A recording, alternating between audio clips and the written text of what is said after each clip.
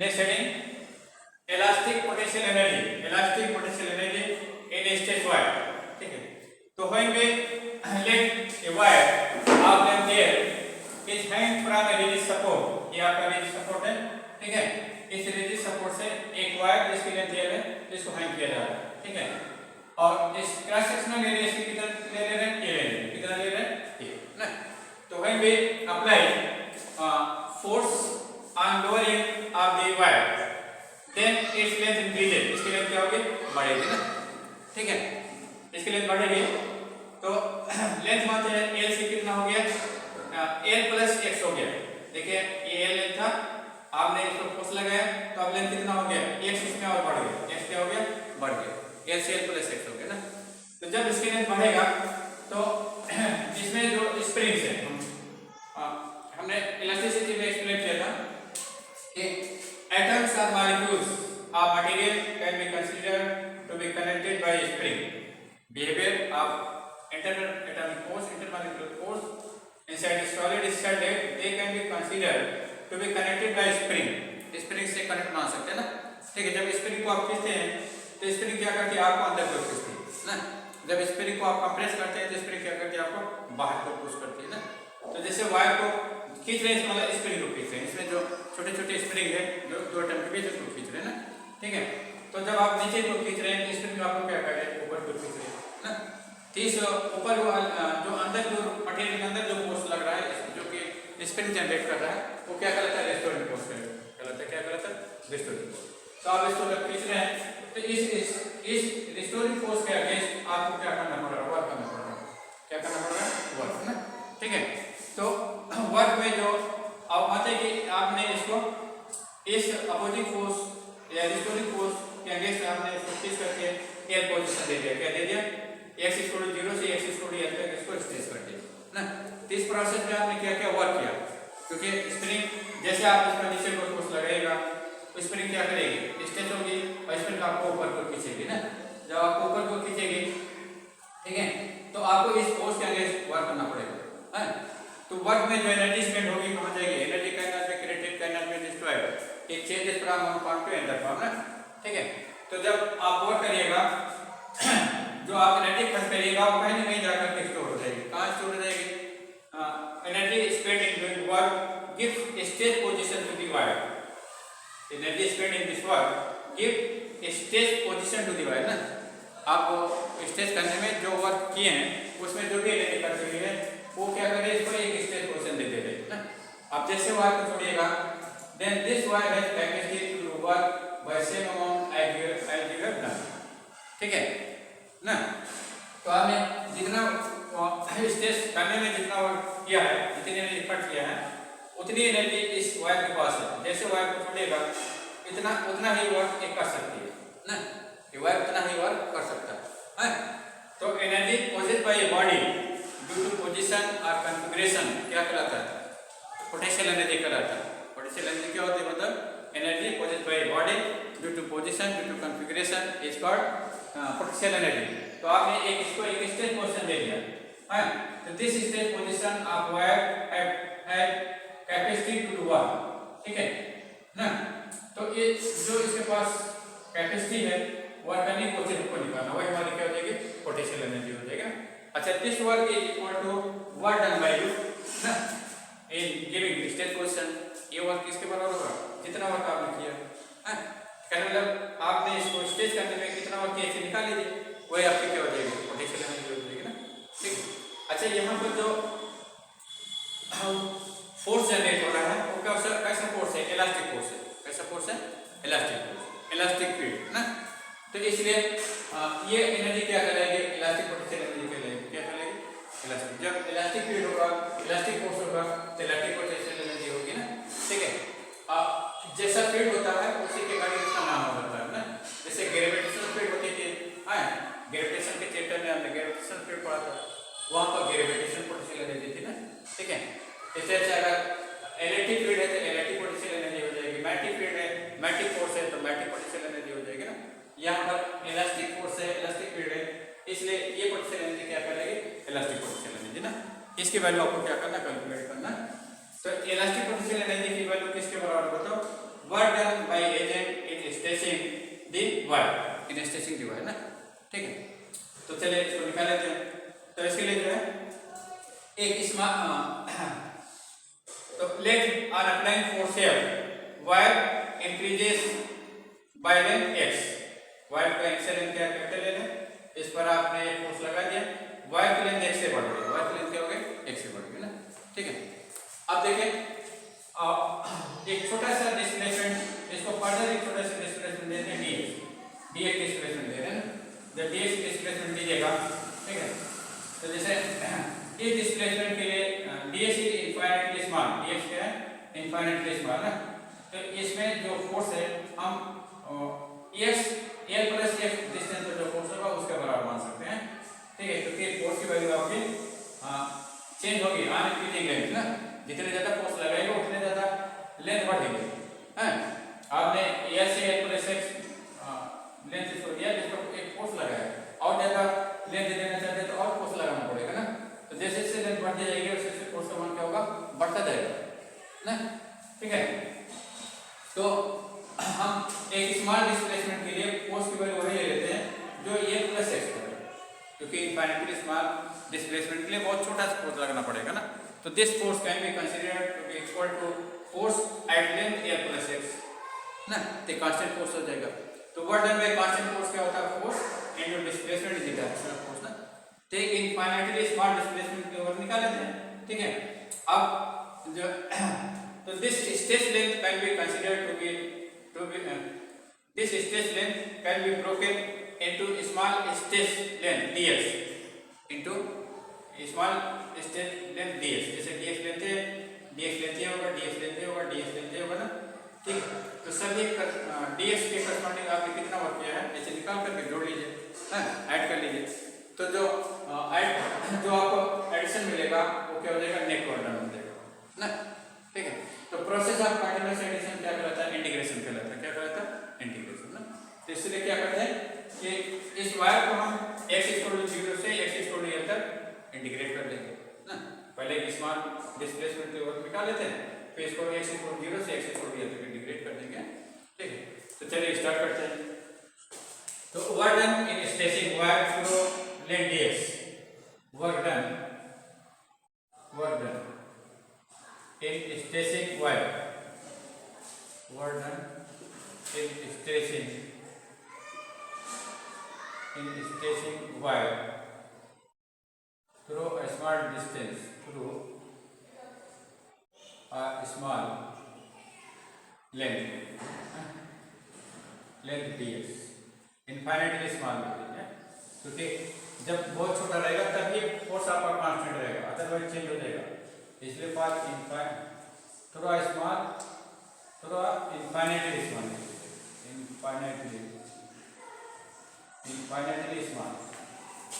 Length D small length D, ठीक। तो D W कितना हो जाएगा, डी डब्ल्यू इसको to scalar product of force and displacement, scalar product of force and displacement ना। तो ये कितना हो जाएगा, ए डॉट बी की वैल्यू क्या होती है, ए बी cos थीटा होता है, तो क्या हो जाएगा F dx magnitude of force F magnitude of force dx better dx and angle between them. तो देखिए फोर्स भी नीचे है डिस्प्लेसमेंट भी नीचे है, तो both are in same direction, तो angle between these two vector क्या हो जाएगा, एफ dx के बीच का एंगल क्या हो जाएगा 0, क्योंकि फोर्स नीचे की ओर लग रहा है dx के नीचे है ना, तो एंगल क्या हो जाएगा 0 हो जाएगा। cos 0 वाली क्या होती है 1 होती है, क्या होती है 1, तो क्या हो जाएगा F dx into 1। So this is the work done by the agent in stretching wire through infinitely small length dx, है ना, ठीक है।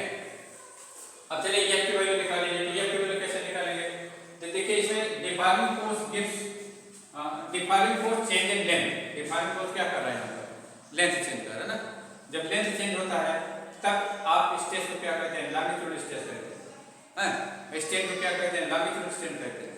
अब मॉडुलस ऑफ इलास्टिसिटी क्या कहते हैं यंग्स मॉडुलस कहते हैं, क्या कहते हैं यंग्स मॉडुलस ना। तो यहाँ क्या कहते हैं मटेरियल का ये मॉडुलस यूज कर लेते हैं, क्या करें मटेरियल का यंग्स मॉडुलस यूज करते हैं। तो यंग्स मॉडुलस किसके बराबर होता है बताओ, यंग्स मॉडुलस ऑफ मटेरियल कितना होता है, Young's modulus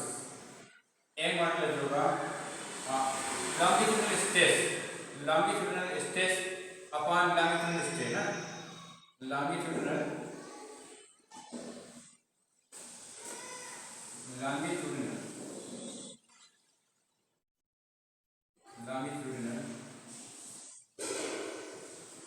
stress upon longitudinal stress एवं ना Young's modulus longitudinal stress ठीक है। तो चलिए आगे बदल दीजिए तो y सूत्र कितना हो जाएगा Young modulus को हम y सूत्र कहते हैं y इक्वल कितना हो जाएगा तो Young modulus की वैल्यू longitudinal stress होगा is the historic force upon area so historic force is equal to applied force historic force की वैल्यू किसके बराबर होता है applied force के बराबर होता है ना ठीक है एजेंट जितना फोर्स अप्लाई करता है वो historic force बन जाता है ठीक है बट डायरेक्शन इज अपोजिट है ना।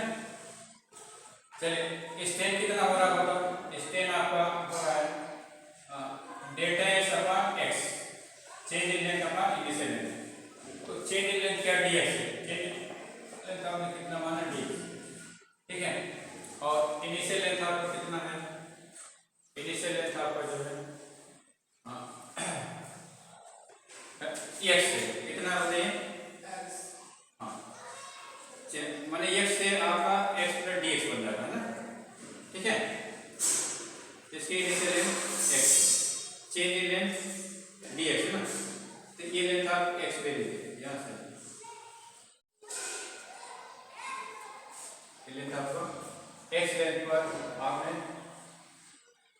दिया ना ठीक है तो इनिशियल लेंथ x हो जाएगा तो यहाँ से y छोड़ कितना हो जाएगा y छोड़ हो जाएगा fx upon a dx fx upon a dx है ना ठीक है तो चलिए उसको वैल्यू रख दीजिए यहाँ से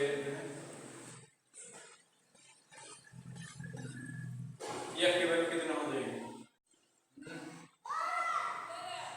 change in length upon initial length एक मिनट change in length initial length हमने कैपिटल ले लिया हां और चेंज इन लेंथ x लिया ठीक है तो चेंज इन लेंथ x देखिए चेंज इन लेंथ आपने x सपोज किया था इनिशियल लेंथ तो कैपिटल ले लिया ठीक है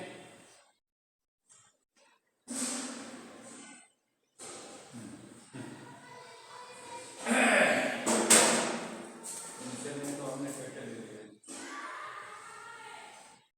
फिक्स हो गया और चेंज इन लेंथ आपने x माना तो फर्दर आपने एक इनफाइनाइटली स्मॉल डिस्प्लेसमेंट दिया ठीक है जी तो चेंज इन लेंथ आपका क्या है चेंज इन लेंथ x है इनिशियल लेंथ हमारा ये है तो y को क्या हो जाएगा fl अपॉन ax हो जाएगा ये हो है ना देखिए ये लेंथ हमने ये लिया है ऑलरेडी ना इसमें हमने फोर्स लगाया तो लेंथ हमारा ये प्लस x हो गया फिर फर्दर इसमें छोटा सा डिस्प्लेसमेंट देते हैं ना जो कि सेम फोर्स के करस्पॉन्डिंग हो जाता है थोड़ा सा लगाना पड़ेगा से लेकिन ये वैल्यू नेगेटिव है अप्लाइड फोर्स क्या नेगेटिव है इसलिए यहाँ पर जो फोर्स है वही चीज यहाँ पर ले जाएंगे इस पॉइंट पे जो फोर्स होगा वही यहाँ पर सपोज किया जाएगा but this is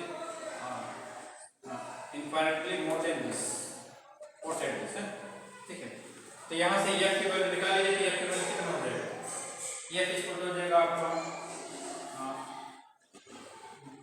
y into a upon fl into x ये ना ये इतना फोर्स अप्लाई होगा इस लेंथ पर इतना फोर्स अप्लाई होगा ना ठीक है। अब चलिए वर्क डन निकालते हैं फॉर ए स्मॉल डिस्प्लेसमेंट तो वर्क डन इन स्टेशन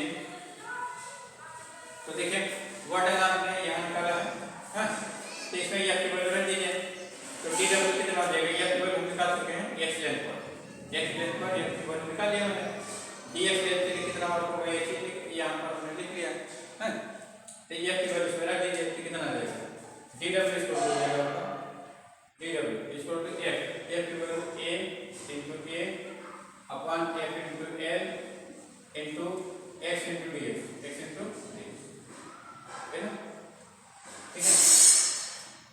अब उसके बाद क्या करते हैं अब जो है तो this length can be broken into infinite small length of dx आप length dx find y corresponding to each smart displacement and sum them. तो प्रोसेस ऑफ कंटीन्यूअस एडिशन क्या कहलाता है? इंटीग्रेशन कहलाता है।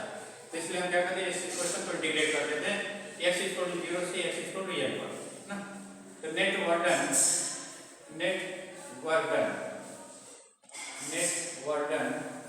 in stretching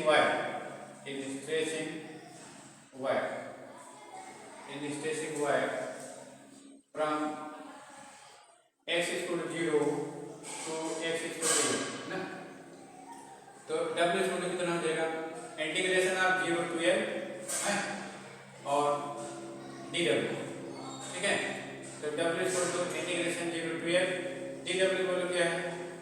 dw वैल्यू है आपका y into a f into l x into dx, है ना।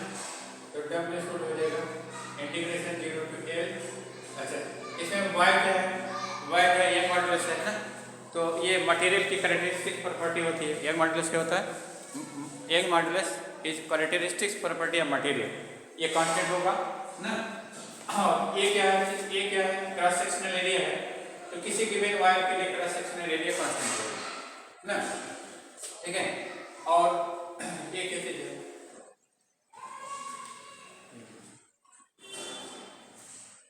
ये की वैल्यू हमने ये लिख दिया है,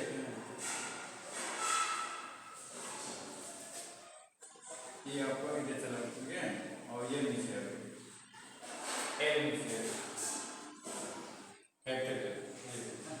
ये मल्टीप्लाई है, ये डिवाइड इधर मल्टीप्लाई हो गया, ये मल्टीप्लाई इधर आपका फिर डिवाइड हो गया। तो y a अपॉन a, ठीक है।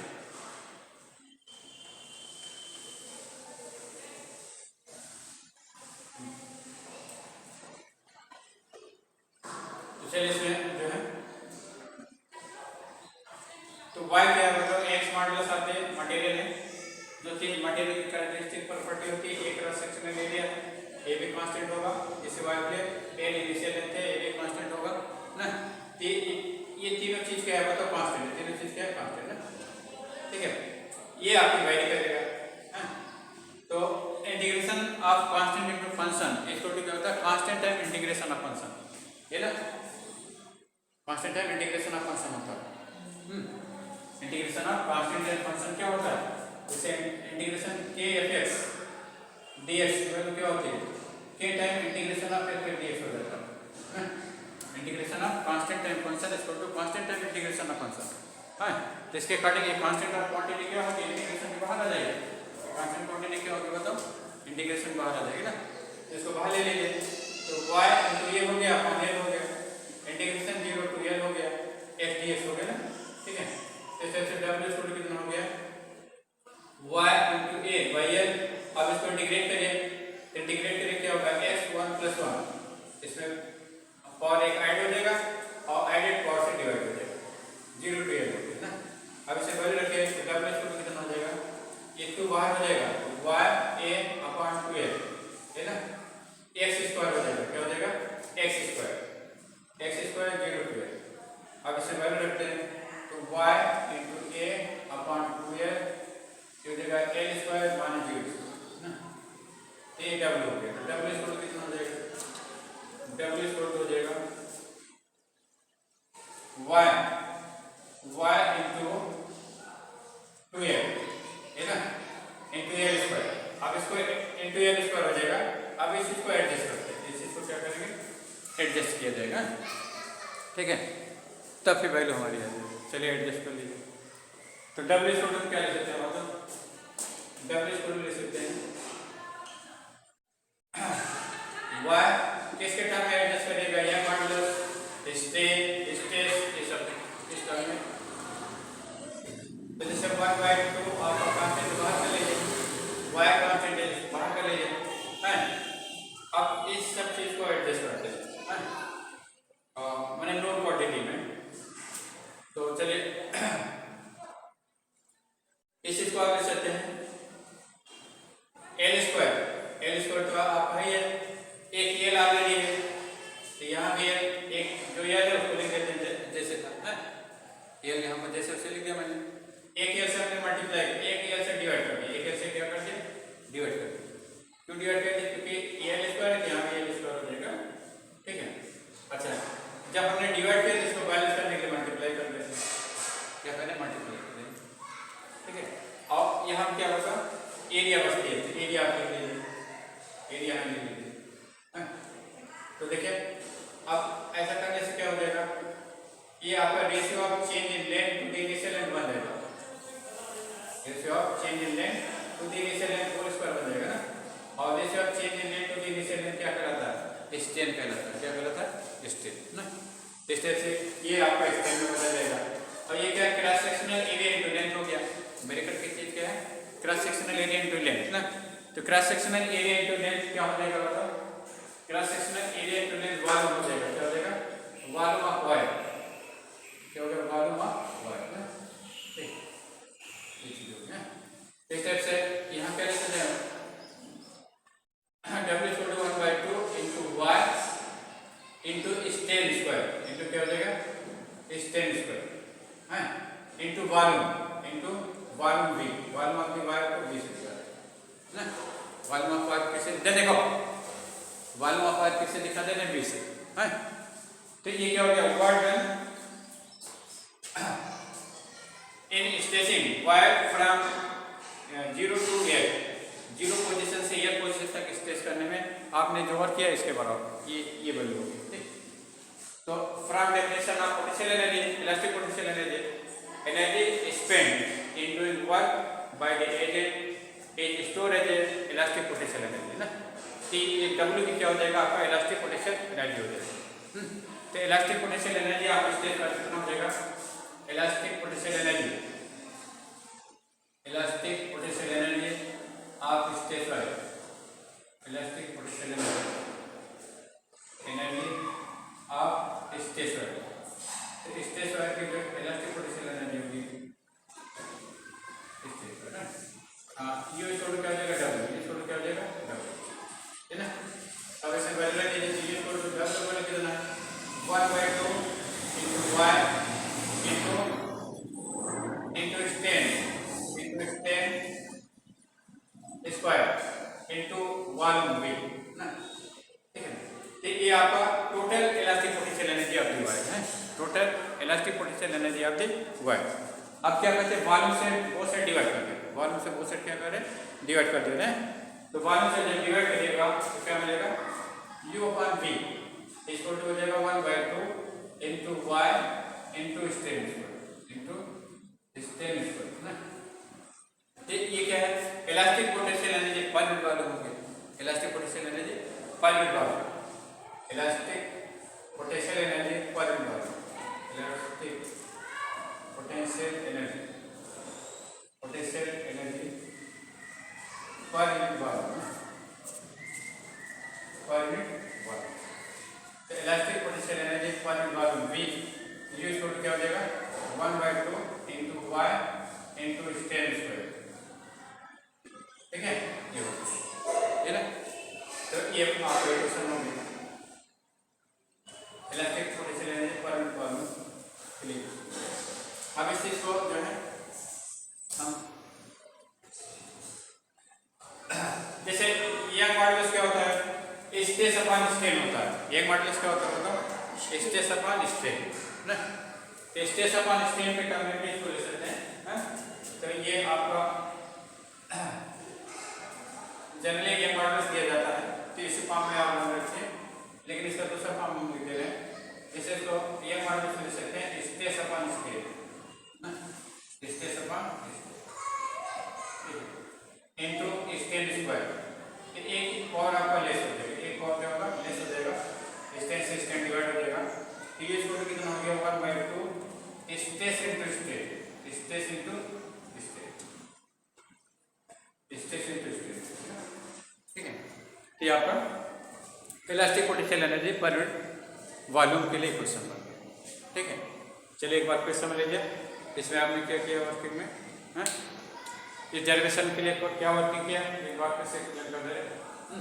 लेट ए वायर आप लेट हियर, ठीक है, having cross sectional area A is stretch from a rigid support, ठीक है, we apply force on lower end of the wire.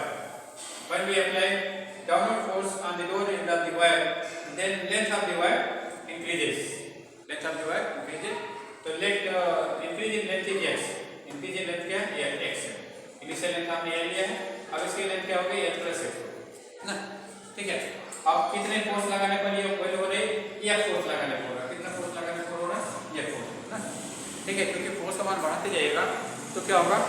Length increase in length बढ़ता जाएगा. लेकिन ये फोर्स पर हमने क्या माना है? इंक्रीज इन लेंथ x है. ठीक है. अब देखिए इसको एक इनफाइनाइटली स्मॉल डिस्प्लेसमेंट और देते हैं. माने wire is further stretch by infinitely small displacement dx ना. x तक का हमने स्ट्रेच किया था, उसके बाद फर्दर इसमें एक्सटेंशन दे रहे हैं. कितने दे रहे हैं बताओ? x dx और दे देते हैं. ठीक है. तो इस dx एक्सटेंशन में हमने वर्क निकाल लिया है. dx एक्सटेंशन में है. तो इनफाइनाइटली स्मॉल डिस्प्लेसमेंट dx क्यों ले रहे हैं? क्योंकि इस एक्सटेंशन के लिए हम फोर्स वही मान लेंगे जो x पर है. जो x पर है ना, क्योंकि फोर्स की वैल्यू हमारी x के इंक्रीज करने के साथ बढ़ रही है. लेकिन बहुत छोटा अगर x लीजिएगा, बहुत छोटा स्ट्रेच करिएगा, एक्सटेंशन करिएगा, तो फोर्स की वैल्यू आप नियर अबाउट कांस्टेंट मान सकते हैं. जो a पर वही मान सकते हैं. ठीक है. अच्छा, कांस्टेंट फोर्स के लिए जो वर्ड होता है आप dw स्टूडेंट क्या होता है?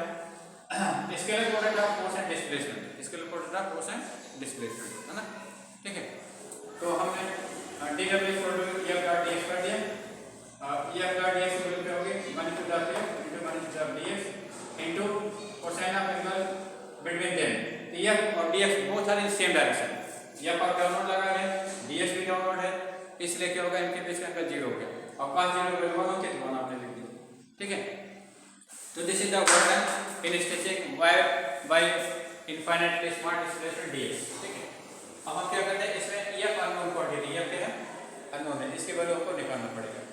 x एक्सटेंशन पर मान 1 प्लस 1 लेंथ पर इस पर कितना फोर्स लग रहा है? x एक्सटेंशन के लिए आपको कितना फोर्स अप्लाई करना पड़ रहा है? इसे निकालना पड़ेगा. तो देखिए फोर्स के अप्लाई करने पे क्या हो रहा है? इधर देखो, फोर्स के अप्लाई करने पे क्या हो रहा है? फोर्स के अप्लाई करने पर जो है लेंथ बढ़ रहा है. तो जब हम डिफॉर्मिंग फोर्स के अप्लाई करने पर लेंथ बढ़ता है तब स्ट्रेस को हम लॉन्गिट्यूडल स्ट्रेस कहते हैं और स्ट्रेन को क्या कहते हैं? लॉन्गिट्यूडल स्ट्रेन कहते हैं. है ना. ठीक है. तो x मॉडुलस करस्पॉन्डिंग जो मॉडुलस होगा वो x मॉडुलस कहलाएगा. क्या कहलाएगा? x मॉडुलस ना. x मॉडुलस इस टोटल क्या होता है? Longitudinal stress upon longitudinal strain कहते हैं ना. ठीक है. तो y equal to longitudinal stress upon longitudinal strain कर दिया. लॉन्गिट्यूडल स्ट्रेस क्या होगा? Ratio force upon cross sectional area है. लॉन्गिट्यूडल स्ट्रेन क्या होगा? Change in length upon initial length है. तो चेंज इन लेंथ आपका x है और इनिशियल लेंथ l है. x बाय l कर दिया. ठीक है. अब यहाँ से y को भी f अपॉन ex हो गया ना. अब f की वैल्यू हमने निकाल लिया. f इक्वल टू क्या हो गया? y into a. तो देखिए ax यहाँ पर डिवाइड है, इधर से मल्टीप्लाई हो गया. ये मल्टीप्लाई इधर आके डिवाइड हो गया. f इक्वल टू क्या होगा? y l इनटू x ना. अब देखिए f की ये वैल्यू इसमें लाकर रख दे रहे हैं dw में. तो dw में रख दिया तो क्या आ गया? y a upon l f dx ना. अब next वर्डन in stretching wire from. अच्छा, तो दिस एक्सटेंशन या this increase in length can be broken into many small displacement dx, small extension dx ना. और find burden corresponding to each small displacement या each extension dx and sum them from 0 to l. Then you get net burden in stretching the wire from L to L plus L. है ना. तो process of continuous addition is called integration. So we can say that integrate this work from 0 to L. Integrate this work from 0 to L. 0 से L तक इस work को क्या करते हैं? इंटीग्रेट कर देते हैं. तो इंटीग्रेट हमने कर दिया तो नेटवर्क आपको मिल गया. Network in stretching wire from L to 0 to L. इस इंटीग्रेशन की लोड लिमिट 0 हो जाएगी, अपर लिमिट L हो जाएगी ना. dw. ठीक है. अब ये dw वैल्यू आपने रख दिया. इसमें देखिए y a by l क्या है? ब्रैकेट की जो चीज है ये कांस्टेंट है, क्योंकि y क्या है? x मॉडुलस आपके मटेरियल. देखिए कैरेक्टरिस्टिक प्रॉपर्टी ऑफ मैटर, तो कोई भी मैटर होगा, कोई भी वर्क होगा तो उसके लिए वाई कांस्टेंट होगा। ये क्रॉस सेक्शनल एरिया ये भी कांस्टेंट होगा किसी गिवन वाल के लिए, इनिशियल लेंथ ये भी कांस्टेंट होगा ना। तो ये और बेसिक चीज हमारी क्या होगी, कांस्टेंट हो गई। तो we know that integration of constant into function is equal to constant time integration of function, है ना। इस प्रॉपर्टी से इंटीग्रेशन की प्रॉपर्टी से ये कांस्टेंट क्वांटिटी आपके बाहर होगा, वाई बाई एल ना, मैंने पूरा ब्रैकेट आपको बाहर हो गया। इधर देखो हां, फिर ये आगे से फार्मूला लगा दिया, इंटीग्रेशन ये बचता है, इसका फार्मूला हमने अप्लाई कर दिया। Integration of x rate power n dx क्या होता है, x rate power n plus 1 upon n plus 1 ना, तो 1 प्लस 1 अपॉन 1 प्लस 1 हो गया, 0 dl हो गया हैं। ले आप लोअर लिमिट अपर लिमिट हैं, तो 2 हमने बाहर कर दिया, तो अपर लिमिट l स्क्वायर हो गया, लोअर लिमिट 0 स्क्वायर हो गया, l स्क्वायर माइनस 0 स्क्वायर, तो w equal to ya upon 2l, ya upon 2l ये ना l स्क्वायर,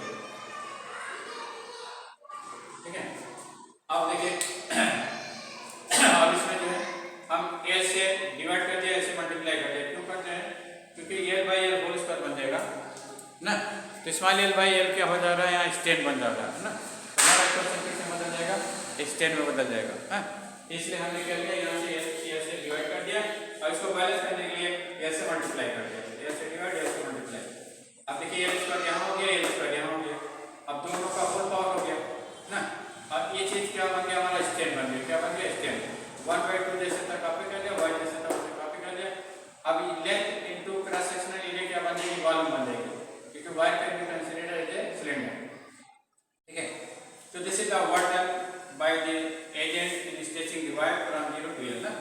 और energy spend in doing work is store as a potential energy, energy क्या होगी, क्योंकि energy can not be created, can not be destroyed, it changes from one part two another part, तो जो भी आपने energy खर्च किया वो किसी फॉर्म में चेंज हो जाएगी, किस फॉर्म में चेंज हो जाएगी, पोटेंशियल एनर्जी फॉर्म में चेंज हो जाएगी ना, ठीक है। तो कितना वर्क करके आपने इसको एक स्टेट पोजीशन दे दिया, ठीक है। तो energy possessed by body due to position और कॉन्फ़िगरेशन क्या कहलाता है, पोटेंशियल एनर्जी कहलाता है, ठीक है। ये आपकी इलास्टिक पोटेंशियल एनर्जी होगी, इलास्टिक पोटेंशियल एनर्जी हमने ये डेवलप कर दिया, ये बन यहाँ रख दिया। अब ये भी डिवाइड इधर हमने ये मल्टीप्लाई इधर लाकर डिवाइड कर दिया ना, ये आपका टोटल इलास्टिक पोटेंशियल एनर्जी है, आपने वॉल्यूम से डिवाइड कर दिया तो इलास्टिक पोटेंशियल एनर्जी वॉल्यूम बन गया ना। तो इलास्टिक पोटेंशियल एनर्जी वॉल्यूम 1/2 ये मॉडुलस इनटू स्ट्रेन स्क्वायर हो गया, ये मॉडुलस क्या लिखेंगे, स्ट्रेस अपॉन स्ट्रेन, फिर एक पार्ट हमारा लेस हो जाएगा, तो ये छोटा 1/2 स्ट्रेस इनटू स्ट्रेन हो जाएगा हां। तो this is the expression for elastic potential energy volume volume, this is an important derivation ना, ठीक है। ये आपका एक इंपॉर्टेंट डेरिवेशन इस चैप्टर का, हाँ आपके पेपर में आ सकता है, पूछा जा सकता है।